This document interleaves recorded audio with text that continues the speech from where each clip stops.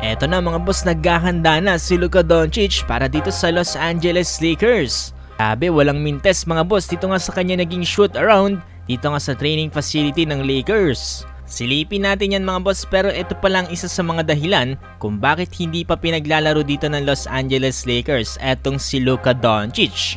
Ano nga ba ang dahilan yan mga boss, no? At kailan nga ba ang target date na makakapaglaro na itong si Luka? Tara't pag-usapan natin yan.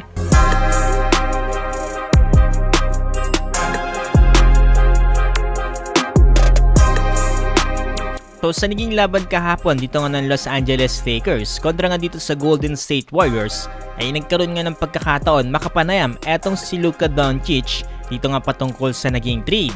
Tinanong dito si Luka Doncic kung nag-sink in na nga ba daw sa kanya pagiging isang Laker player. Ni Luka sa araw-araw nga daw ay tila nga ba unti-unti nang nagiging better etong kanyang pakiramdam. Sa tingin ni Luka parang one-man process nga daw ang kailangan niya, pero sa tingin niya naman daw ay day by day ay nagiging okay na siya. Tinanong din dito si Luka Doncic kung ano nga ba daw yung pakiramdam niya ngayon dito na makasama etong si LeBron James inside the court. At na daw na isa si LeBron James sa mga tinitingala daw dito ni Luka Doncic sa liga. Ni Luka napaka-amazing nga daw mapanood etong si LeBron James bilang isang teammate. Nga daw kasi yung pakiramdam mapanood etong si LeBron James bilang isang teammate at hindi bilang isang opponent.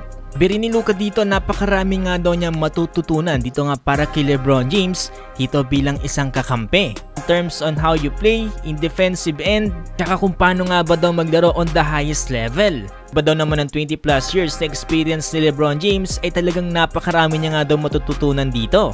At totoo nga yung kumalat na balita mga boss, no, na baka magtagal pa ng couple of years etong si LeBron James para nga i-mentor etong si Luka Doncic dito nga para sa kanilang koponan. For sure naman kasi mga boss, no, once na mag-retire etong si LeBron James, etong si Luka Doncic na ang magiging bagong mukha nga dito ng Los Angeles Lakers. Nanong din dito si Luka Doncic ngayon na magkakampi na sila ni LeBron James as a teammate na mga boss, no? Ano na nga ba daw ka-competitive etong Los Angeles Lakers para nga makakamit ng isang championship? Biniluka dito meron na nga daw sila ngayong great team at napansin niya nga rin dito sa Los Angeles Lakers ay meron daw silang magandang connection inside the court. Ilayan niya na nga daw yan dito sa naging unang laban dito ng Los Angeles Lakers kontra sa Clippers. Sa tingin niya prepared na nga itong Los Angeles Lakers. Hindi dito si Luka kung kamusta nga ba bilang isang captain etong si LeBron James.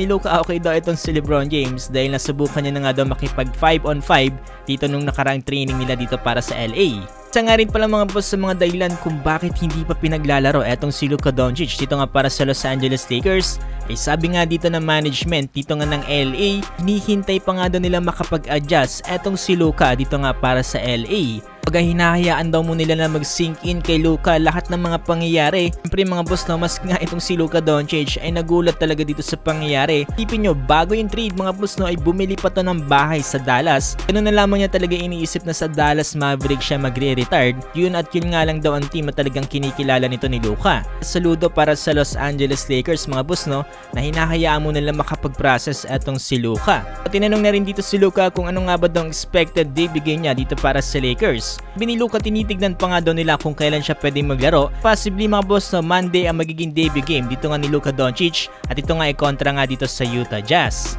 Ito, nagpasulyap din itong si Luka sa kanyang training dito nga para sa LA ngayong umaga.